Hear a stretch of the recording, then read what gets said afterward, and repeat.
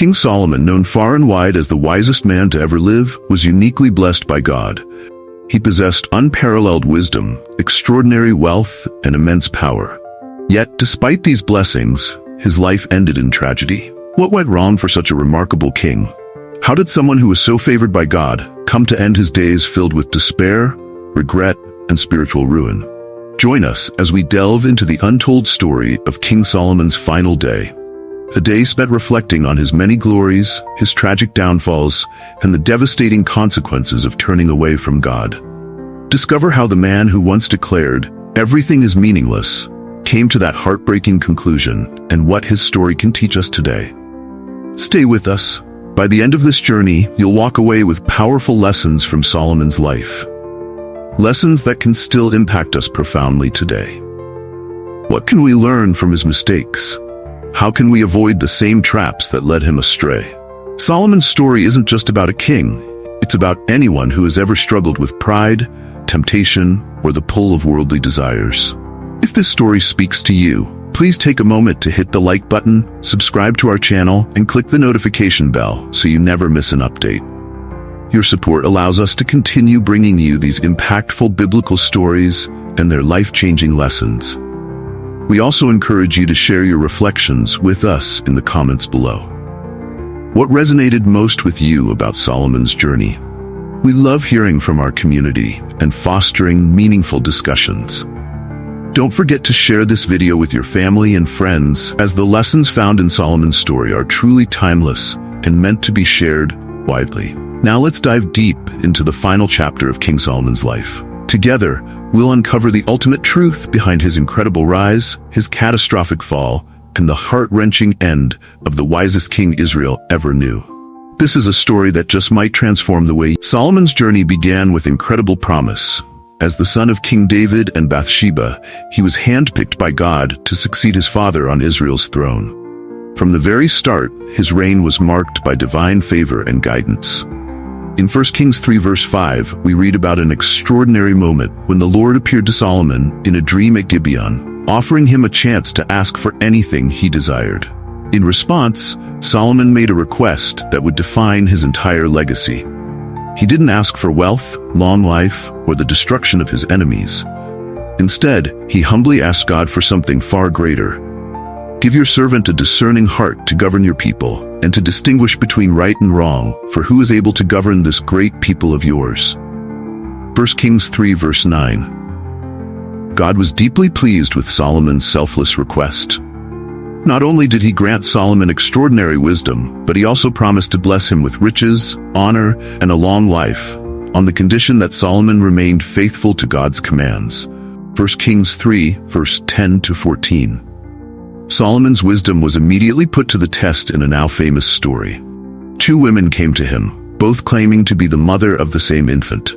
In a moment of unparalleled insight, Solomon proposed that the child be cut in two, knowing that the true mother would rather give up her claim than see her child harmed.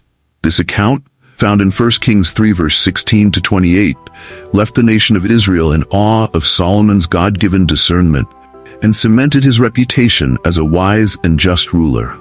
Solomon's fame spread rapidly throughout the ancient world. According to 1 Kings 4 verse 29 to 30, God gave Solomon wisdom and very great insight, and a breadth of understanding as measureless as the sand on the seashore.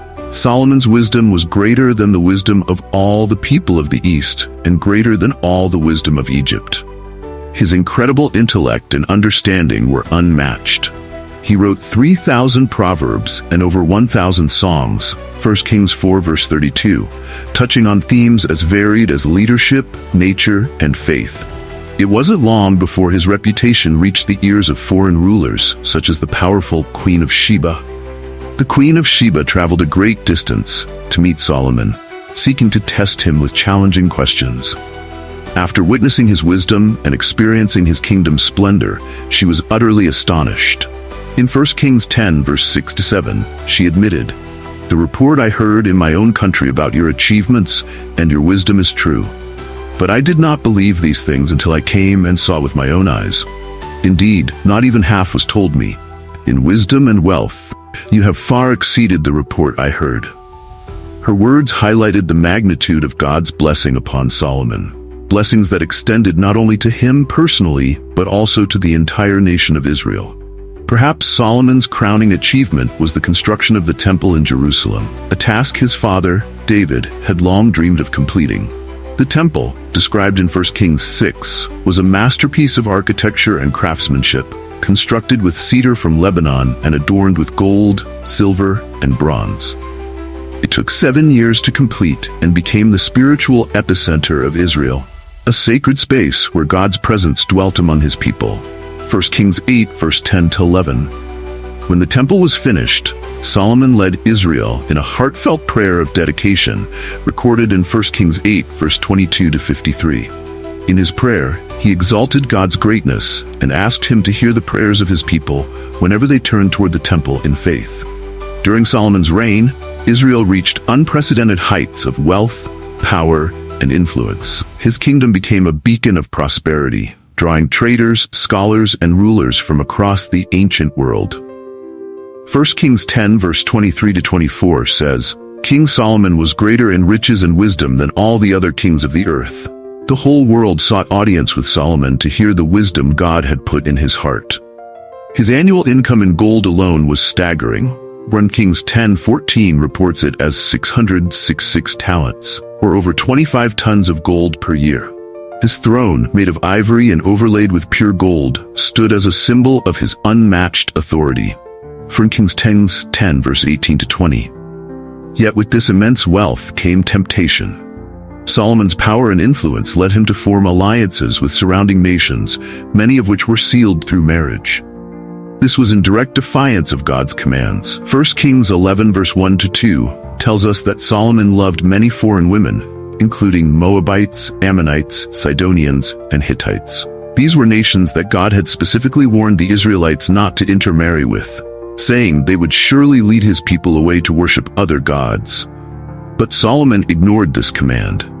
He took these warnings lightly and pursued his own desires. The Bible tells us in 1 Kings 11 verse 3 that Solomon had 700 wives who were princesses and 300 concubines. These marriages were not just political strategies, they were a clear violation of God's decree in Deuteronomy 17 verse 17, which states that the king of Israel must not take many wives, or his heart will be led astray. Despite his unmatched wisdom, Solomon failed to heed this instruction, and over time the influence of his wives began to pull him further and further away from God. As Solomon's reign continued, the consequences of his disobedience became more evident. The Bible describes how his foreign wives turned his heart toward idolatry. 1 Kings 11 verse 4 states, As Solomon grew old, his wives turned his heart after other gods, and his heart was not fully devoted to the Lord his God, as the heart of David his father had been. The man who had once humbly asked God for wisdom to discern right from wrong had now allowed himself to be led astray. Solomon's divided heart led him to construct altars and high places for the worship of foreign gods, directly opposing the God who had blessed him so abundantly. For example, 1 Kings 11 verse 5 tells us that Solomon built altars for Ashtoreth, the goddess of the Sidonians, who was associated with fertility and sensuality, as well as for Chemosh, the god of the Moabites, and Molech, the god of the Ammonites. Molech, in particular, was known for rituals that included child sacrifice, practices that were abhorrent to the Lord. These actions are recorded in 1 Kings 11 verse 7-8, where it is noted that Solomon built these high places on elevated grounds, providing a space for his wives to burn incense and offer sacrifices to their gods. These weren't just cultural compromises or harmless gestures of tolerance. Solomon's actions directly violated God's commands. In Deuteronomy 12 verse 2-3, God had given clear instructions to the Israelites. They were to destroy all high places dedicated to other gods and were forbidden from constructing new ones. Yet Solomon blatantly disregarded these instructions. He allowed idolatry to flourish, not only in his personal life but also within his kingdom. The tragic irony of Solomon's life is that the very wisdom he had received from God to discern between good and evil was now overshadowed by his moral failures and compromises. He allowed himself to become ensnared in the worship of idols, something God had warned his people against since the days of Moses. Deuteronomy 7 verse 3-4 warns, "Do not intermarry with them. Do not give your daughters to their sons or take their daughters for your sons, for they will turn your children away from following me to serve other gods." Yet, despite these crystal-clear warnings, Solomon followed his own desires, and his heart drifted further from God. God's anger toward Solomon was neither hidden nor subtle. The Lord had appeared to Solomon twice during his life, first at Gibeon and later in Jerusalem. Both times, God reaffirmed his covenant with Solomon, urging him to walk faithfully and to obey his commands. In 1 Kings 9 verse 6-7, God gave Solomon a stark warning, "But if you or your descendants turn away from me and do not observe the commands and decrees I have given you and go off to serve other gods and worship them, then I will cut off Israel from the land I have given them." Despite these personal encounters with God, Solomon hardened his heart. He continued to indulge in idolatry, ignoring God's repeated warnings. 1 Kings 11:9-10 records God's response. The Lord became angry with Solomon because his heart had turned away from the Lord, the God of Israel, who had appeared to him twice. Although he had forbidden Solomon to follow other gods, Solomon did not keep the Lord's command. Solomon's tragic turning away from God serves as a powerful cautionary tale. This was a man who had been given everything, wisdom, wealth, and divine favor. Yet he allowed his heart to be seduced by the allure of foreign gods and the influences of those around him. He traded his devotion to God for the approval and customs of his wives. The consequences of Solomon's unfaithfulness were devastating. The God who had blessed Solomon so abundantly now pronounced judgment upon him. In 1 Kings 11 verse 11, God declared, "Since this is your attitude and you have not kept my covenant and my decrees, which I commanded you, I will most certainly tear the kingdom away from you and give it to one of your subordinates." This prophecy marked the beginning of the end for the United Kingdom of Israel. The once glorious realm that Solomon had built with God's blessing was now set on a course toward division and turmoil. However, God, in his mercy, tempered his judgment. For the sake of David, Solomon's father, God promised not to tear the kingdom away during Solomon's lifetime. Instead, the full weight of the consequences would fall upon Solomon's son, Rehoboam. 1 Kings 11 verse 12-13. This judgment wasn't an abstract warning. It was vividly illustrated in 1 Kings 11 verse 29-31. One day, the prophet Ahijah met Jeroboam, one of Solomon's officials, outside Jerusalem. Ahijah took his new cloak, tore it into 12 pieces, and gave 10 of them to Jeroboam. He said, "Take 10 pieces for yourself, for this is what the Lord, the God of Israel, says. See, I'm going to tear the kingdom out of Solomon's hand and give you 10 tribes." This symbolic act foreshadowed the division of Israel, a direct result of Solomon's unfaithfulness. On the last day of Solomon's life, the man who had once been celebrated as the wisest and wealthiest king on earth sat within his palace, reflecting on the grandeur and sorrow of his reign. His life had been filled with achievements that astonished the world, wisdom so profound that it drew rulers from distant lands, a kingdom that flourished in wealth and power, and a legacy that should have stood as a beacon of God's blessings upon Israel. Yet as Solomon sat in quiet contemplation, his heart was burdened, not with joy over his accomplishments, but with an overwhelming sense of regret, loss, and estrangement from the God who had given him everything. These reflections are poignantly recorded in the book of Ecclesiastes, a work widely believed to have been written during Solomon's later years. In Ecclesiastes 1 verse 2, Solomon declares, "Meaningless, meaningless, utterly meaningless. Everything is meaningless." These words are not just poetic musings. They are the anguished cries of a man who had gained the whole world but lost his spiritual foundation. Despite his unmatched wisdom, Solomon had allowed his heart to drift so far from God that in the end, all his accomplishments felt hollow and void of purpose. As Solomon's mind wandered through the memories of his life, he must have recalled the day he dedicated the temple, a magnificent structure that symbolized the presence of God among his people. In 1 Kings 8, we see Solomon at the height of his spiritual devotion, praying earnestly before the Lord. He had pleaded with God to fill the temple with his presence, and God responded by descending in a cloud of glory, a powerful affirmation of his pleasure with Solomon's work. But now, as Solomon reflected on those days, the glory of that moment felt distant. His heart was no longer aligned with the God of Israel. Instead, it had been divided by his compromises and entanglements with foreign gods.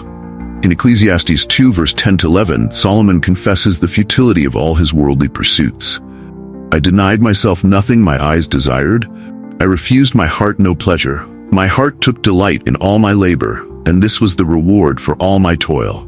Yet when I surveyed all that my hands had done and what I had toiled to achieve, everything was meaningless, a chasing after the wind. Nothing was gained under the sun. These words reveal the deep emptiness Solomon felt as he looked back on his life.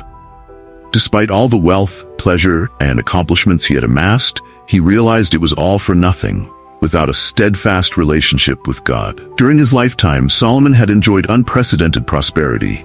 He had built grand palaces, cultivated lush vineyards, and imported treasures from far-off lands. He had hundreds of servants to cater to his every need and musicians to entertain him day and night. He spared himself no indulgence and explored every form of pleasure the world had to offer. Yet in the end, none of it brought him lasting fulfillment. In Ecclesiastes 5 verse 10, Solomon reflects on this truth. Whoever loves money never has enough. Whoever loves wealth is never satisfied with their income. This too is meaningless. He had learned the hard way that material wealth and worldly pleasures could never satisfy the deeper longing of the human soul, a longing that can only be fulfilled by God. Solomon must have also thought back to his early years, when his relationship with God had been strong and unshaken. He had started his reign with humility, asking God for wisdom, rather than wealth or power.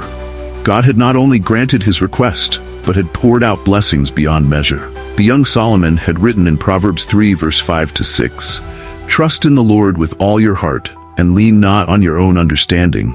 In all your ways submit to him, and he will make your paths straight." Yet as Solomon grew older, he failed to live by the very wisdom he had once taught others. Instead of trusting in God and walking the straight path, he leaned on his own understanding. His compromises with idolatry, his pursuit of wealth, and his indulgence in earthly pleasures gradually led him away from the God of his youth. In his later years, Solomon came to understand the devastating consequences of his choices.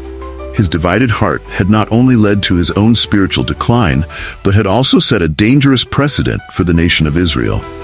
By building altars to foreign gods and tolerating idolatry, Solomon had opened the door for future generations to turn away from God. In Ecclesiastes 12 verse 13, Solomon offers a sobering conclusion to his reflections. Now all has been heard. Here is the conclusion of the matter. Fear God and keep his commandments, for this is the duty of all mankind. These words capture the essence of what Solomon had come to realize after a lifetime of chasing worldly success. The only true path to fulfillment is obedience to God. As Solomon faced his final moments, he must have been haunted by the realization that he had squandered the incredible blessings God had given him. The man who had once been the wisest king on earth had allowed his heart to be turned away by the very things he had warned others about. In Ecclesiastes 7 verse 29, Solomon writes, "This only have I found. God created mankind upright, but they have gone in search of many schemes." This admission reflects the depth of his regret. He had once walked uprightly before the Lord, but he had strayed far from the path God had set for him. King Solomon's legacy is both a powerful lesson and a sobering warning. The man who had been gifted with unmatched wisdom, abundant wealth, and divine favor ended his life with the realization that all earthly pursuits without God lead to emptiness. His words in Ecclesiastes 12 verse 13, "Fear God and keep his commandments, for this is the duty of all mankind," are not just a conclusion to his reflections. They are a heartfelt plea to everyone who reads his story to learn from his mistakes. Solomon's life reminds us that our relationship with God is the foundation of everything. Without that foundation, even the most glorious achievements are ultimately meaningless. Solomon had begun his reign as a humble servant of God, earnestly seeking wisdom to lead his people. But over time, he allowed pride, temptation, and the influence of others to pull him away from his first love, the Lord, who had blessed him so generously. In his younger days, Solomon built the temple in Jerusalem as a place for God's presence to dwell among his people. It was a physical manifestation of Solomon's devotion to the Lord, and during its dedication, he had prayed with such fervor and sincerity. His prayer, recorded in 1 Kings 8, verse 22-53, was a beautiful acknowledgement of God's greatness, mercy, and faithfulness. Solomon had asked God to hear the prayers of Israel and to forgive their sins whenever they turned back to him in repentance. But now, at the end of his life, Solomon could see how far he had drifted from the devotion he once had. The temple, which was meant to symbolize his dedication to God, was overshadowed by the altars and high places he had built for foreign gods. These high places, constructed to please his many wives, became a lasting stain on his legacy. God had warned Solomon multiple times. He had appeared to Solomon twice, once at Gibeon and once in Jerusalem, offering blessings for obedience and stern warnings about the consequences of turning away. In 1 Kings 9, verse 6-7, God had said clearly, "But if you or your descendants turn away from me and do not observe the commands and decrees I have given you and go off to serve other gods and worship them, then I will cut off Israel from the land I have given them." Yet despite these warnings, Solomon allowed his heart to grow divided. His wives' influence led him to worship Ashtoreth, Chemosh, and Molech, gods that were detestable to the Lord. Solomon's spiritual compromises not only damaged his own relationship with God, but also set a precedent that would lead the entire nation of Israel into idolatry in the generations to come. In his final moments, Solomon likely reflected on the weight of God's judgment. The kingdom, which had reached unprecedented heights under his leadership, was now destined for division. As prophesied in 1 Kings 11, verse 11, God declared that the kingdom would be torn from Solomon's descendants because of his unfaithfulness. However, out of mercy for David, Solomon's father, God promised not to take the kingdom away during Solomon's lifetime. Instead, the division would occur during the reign of his son, Rehoboam. This judgment was vividly symbolized by the prophet Ahijah in 1 Kings 11, verse 29-31. Ahijah tore a new cloak into 12 pieces, giving 10 of them to Jeroboam, one of Solomon's officials. This act symbolized the division of Israel into two kingdoms. 10 tribes would follow Jeroboam, while only one tribe, Judah, would remain under Solomon's lineage for the sake of David. As Solomon sat in his palace, he must have thought deeply about the implications of his actions, not just for himself, but for the generations that would follow. He had started with such promise, and God had given him everything he needed to succeed. Yet he had allowed his heart to be turned by the temptations of wealth, power, and pleasure. In the end, Solomon realized that his wisdom, achievements, and material possessions were worthless without a heart fully devoted to God. His writings in Ecclesiastes echo this regret. In Ecclesiastes 7, verse 29, Solomon writes, "This only have I found. God created mankind upright, but they have gone in search of many schemes." This verse encapsulates the tragedy of Solomon's life. God had created him for greatness, but he had strayed into schemes of his own making. Schemes that led him away from the upright path of obedience. The last day of King Solomon's life was a solemn reminder of the fleeting nature of earthly pursuits. Despite all the wisdom, wealth, and power he had accumulated, Solomon found himself grappling with a profound sense of loss and failure. He had once written in Proverbs 4, verse 23, "Above all else, guard your heart, for everything you do flows from it." Yet, tragically, he had failed to guard his own heart, allowing it to be pulled in many directions by his wives and the idols they worshipped.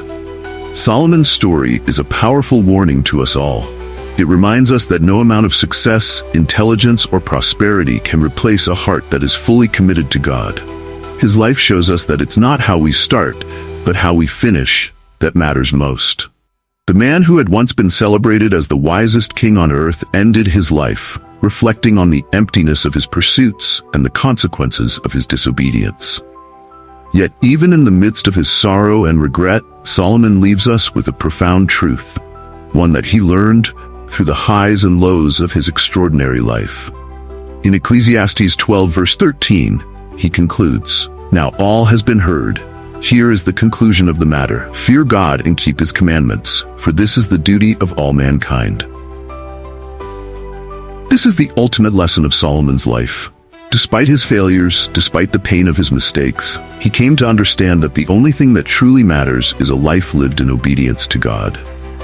Solomon's story challenges us to examine our own lives. Are we chasing after wealth, power, or pleasure at the expense of our relationship with God? Or are we striving to live in faithful obedience, trusting in Him above all else? The life and legacy of King Solomon stand as both an inspiration and a warning.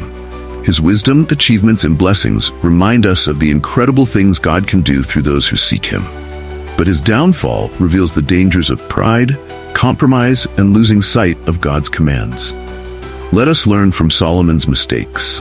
May we guard our hearts and remain steadfast in our faith, knowing that true wisdom comes not from the things of this world, but from a life devoted to God.